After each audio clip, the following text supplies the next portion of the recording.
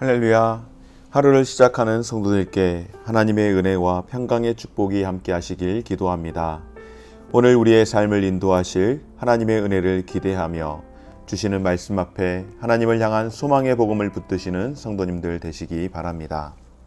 6월 9일 말씀으로 여는 아침, 오늘 우리에게 주신 하나님의 말씀 고린도전서 16장 1절에서 12절 말씀입니다. 성도를 위하는 연보에 관하여는 내가 갈라디아 교회들에게 명한 것 같이 너희도 그렇게 하라. 매주 첫날에 너희 각 사람이 수입에 따라 모아두어서 내가 갈 때에 연보를 하지 않게 하라. 내가 이를 때에 너희가 인정한 사람에게 편지를 주어 너희의 은혜를 예루살렘으로 가지고 가게 하리니 만일 나도 가는 것이 합당하면 그들이 나와 함께 가리라. 내가 마게도냐를 지날 터이니 마게도냐를 지난 후에 너희에게 가서 혹 너희와 함께 머물며 겨울을 지낼 듯도 하니 이는 너희가 나를 내가 갈 곳으로 보내어 주게 하려 함이라. 이제는 지나갈 길에 너희 보기를 원하지 아니하노니 이는 만일 주께서 허락하시면 얼마 동안 너희와 함께 머물기를 바람이라. 내가 오순절까지 에베소에 머물려 하면 내게 광대하고 유효한 문이 열렸으나 대적하는 자가 많음이라. 디모데가 이르거든 너희는 조심하여 그로 두려움이 없이 너희 가운데 있게 하라. 이는 그도 나와 같이 주의 일을 힘쓰는 자임이라. 그러므로 누구든지 그를 멸시하지 말고 평안히 보내어 내게로 오게 하라. 나는 그가 형제들과 함께 오기를 기다리노라. 형제 아볼로에 대하여는 그에게 형제들과 함께 너희에게 가라고 내가 많이 권하였으되 지금은 갈 뜻이 전혀 없으나 기회가 있으면 가리라. 아멘. 성도들은 시간과 물질을 사용하는 방식을 통해서 예수 그리스도를 향한 믿음의 진정성을 드러냅니다. 바로 신앙생활을 하는 성도들, 어디 그뿐이겠습니까? 주님께서 너희 물질이 있는 곳에 마음이 있다라고 말씀하시는 것처럼 우리는 이 물질을 어떻게 사용하는지가 정말로 중요하는데요. 누구에게나 다 자신이 사용할 수 있는 물질이 있다라고 할 수 있겠지만 그러나 성도들은 그 물질과 또 물질과 비례할 수 있는 어쩌면 그 이상의 가치가 있는 시간을 사용하는 데 있어서 어떻게 사용하는지에 따라서 그 믿음의 진정성을 보여준다라고 하는 것입니다. 오늘 본문에서 사도 바울은 어려움을 겪고 있는 교회에게 실제적 도움을 줄 수 있는 헌금에 대하여 권면을 하고 있는데요. 헌금에 대한 바울의 권면, 그리고 이 경력, 우리 믿음의 성도들이 배워야 할 헌금 생활의 중요한 원리가 무엇인지를 가르쳐 주고 있는 줄 믿습니다. 예루살렘에 있는 성도들 중에 경제적인 빈곤으로 고통을 당하는 사람들이 적지 않았던 것 같습니다. 그래서 그들은 사회적으로 가난한 처지에 있었을 뿐만 아니라 또한 유대인의 박해로 인하여 너무나도 어려운 상황 가운데에 몰리게 되었습니다. 이러한 사정들을 잘 알고 있었던 이방인 교회, 고린도 교회를 중심으로 하여서 여러 이방인 교회가 오히려 예루살렘에 있는 교회와 성도들을 돕기 위해서 헌금을 모으며 그 일 가운데에 기꺼이 동참을 합니다. 그리고 사도 바울은 자신이 방문하는 교회마다 조금 더 효과적으로 헌금을 할 수 있도록 가르치는데요. 사도 바울이 가르치는 방법 중 하나가 무엇입니까? 바로 매주 첫날에, 그러니까 오늘 우리 교회로 이야기하면은 매월 첫째 주에 예루살렘 교회와 또 성도들을 도울, 그러니까 구제 헌금의 성격이 크고 또 선교 헌금의 성격이 클 터인데, 여하튼 이 헌금을 하는 데 있어서 매월 첫날에 헌금할 금액을 떼어 놓으라고 하는 것입니다. 왜냐하면 헌금을 즉흥적으로 하게 되면은 어떤 일들이 있을까요? 헌금을 막상 하려고 해도 돈이 없어서 못하는 경우들도 있고, 또 즉흥적으로 하다 보면 쓰고 남은 것을 내어놓는 일들이 생기기 때문에 미리 떼어 놓으라고 하는 것입니다. 여러분들의 헌금 생활은 어떻습니까? 아마 많은 성도들께서 내가 월급을 받게 되면은 그 받은 월급 가운데에서 먼저 떼어서 구별하고, 그리고 그 외의 금액으로 살림을 사는 분들이 대다수이라고 여겨지는데, 사실은 그렇지 않는 성도들도 적지 않게 있죠. 당장 쓰는 대로, 있는 대로 쓰고 주일날 교회 오면은 그제서야 그냥 지갑에서 있는 돈 얼마 꺼내서 그렇게 헌금을 하는 경우들도 없지 않아 있을 거라고 여겨집니다. 그런데 오늘 사도 바울이 우리에게 가르치는 헌금에 대한 그 원리, 헌금 생활의 중요한 원리를 가르칠 때에 먼저 떼어놓고 구별하여서 그 헌금이 정말로 하나님이 기뻐하시는 곳 가운데에 헌물로 쓰일 수 있도록 그렇게 드려져야 한다라고 말씀을 하고 있습니다. 사랑하는 여러분, 왜 이렇게까지 이야기를 하게 되었을까요? 바로 우리는 한정된 물질을 가지고 살아가는 사람들이기 때문에, 한정된 물질을 가지고 살아가다 보면은 먼저 당장 급한 대로 쓰게 되면 여러분 어떻습니까? 또 누군가를 위해서 내어놓는다거나 하나님 앞에 구별되어 헌금한다라고 하는 것이 결코 쉽지 않기 때문에 그렇습니다.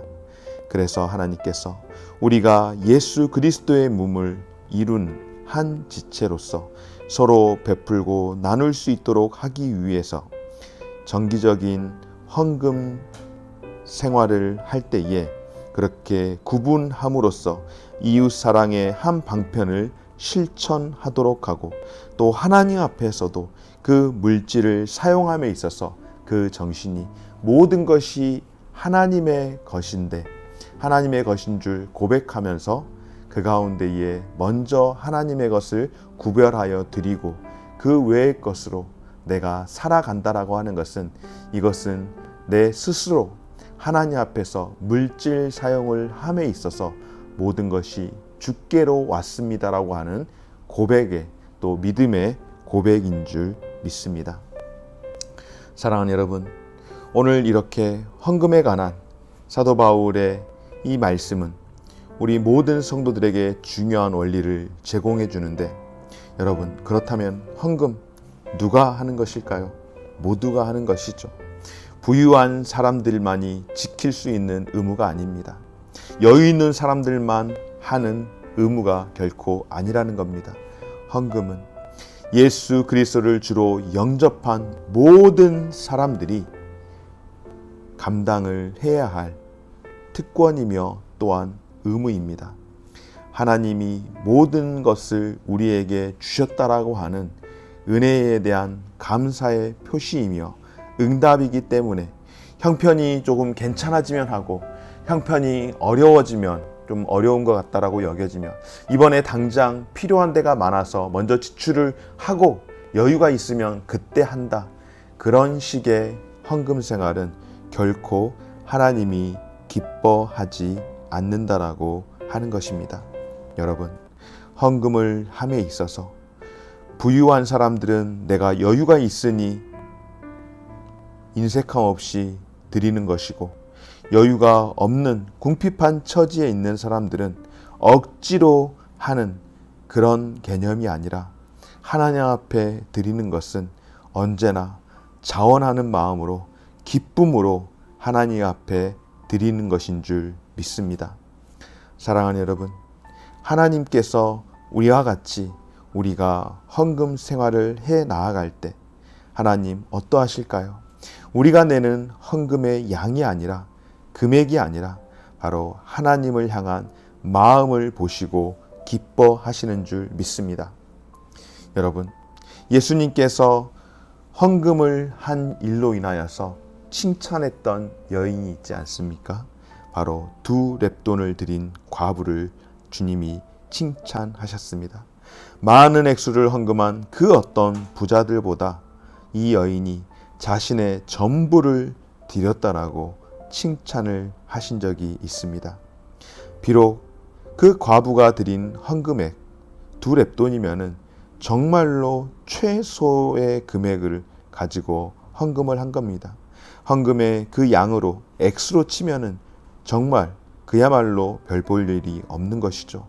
그럼에도 불구하고 이 여인의 헌금을 주님이 기뻐하시며 칭찬하셨던 이유는 바로 하나님을 향한 감사와 애정으로 하나님 앞에 헌신할 때에 하나님께서 그 누구보다도 큰 것을, 많은 것을 드렸다라고 그렇게 칭찬한 줄 믿습니다.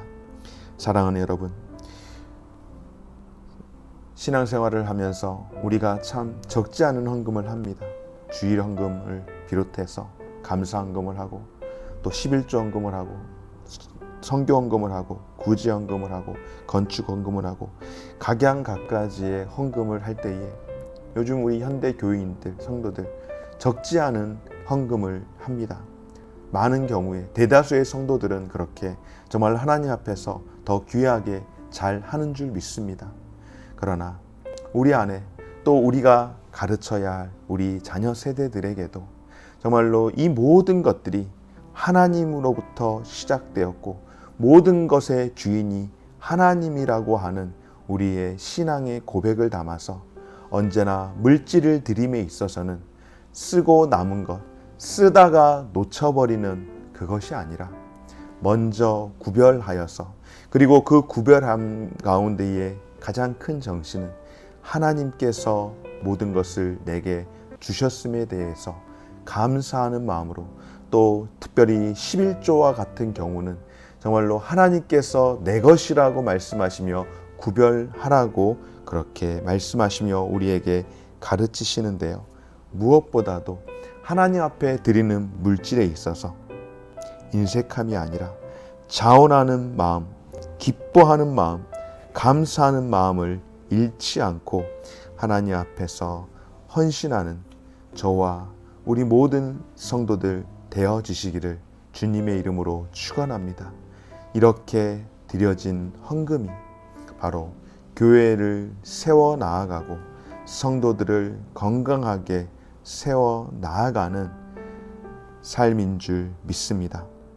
사랑하는 여러분, 우리가 누리는 모든 것 하나님께서 주신 줄 기억하며 그 은혜에 대한 감사의 마음으로 언제나 헌금 생활을 할 때에 그 헌금 생활로서 하나님 앞에 우리의 감사를 표현할 수 있는 저와 우리 모든 성도들 되어지시기를 주님의 이름으로 축원합니다. 고마우신 하나님 감사드립니다. 우리가 살아가는 모든 순간이 하나님께서 허락하심으로 말미암아 우리가 살아가고 우리가 누리는 것임을 기억하게 하여 주시옵소서. 아버지 하나님, 헌금은 성도들이 마땅히 순종하고 훈련하면서 살아가야 할 신앙 고백에 하나님 앞에서 우리의 감사의 마음을 표현하는 영역임을 기억하고 때로는 이것이 되어지지 않을 때에 억지로라도 정말로 훈련하는 마음으로 감당할 수 있도록 도와주시되 주님 앞에 헌신하는 일에 있어서 인색함으로 억지로가 아니라 감사함으로 행할 수 있게 도와주시되 아버지 하나님, 하나님 앞에 헌신하고 하나님께서 책임져 주시기를 바라며 모든 것을 내려놓는 인생들을 하나님이 붙들어 주시는 특별한 은혜들을 경험할 수 있는 귀한 성도들의 삶이 될 수 있도록 은혜 베풀어 주옵소서. 감사드리며 예수님 이름으로 기도드립니다. 아멘. 하늘에 계신 우리 아버지여, 이름이 거룩히 여김을 받으시오며 나라가 임하시오며 뜻이 하늘에서 이룬 것 같이 땅에서도 이루어지이다. 오늘날 우리가 우리에게 일용할 양식을 주옵시고 우리가 우리에게 죄 지은 자를 사하여 준 것 같이 우리 죄를 사하여 주옵시고 우리를 시험에 들게 하지 마옵시고 다만 악에서 구하옵소서. 대개 나라와 권세와 영광이 아버지께 영원히 있사옵나이다. 아멘.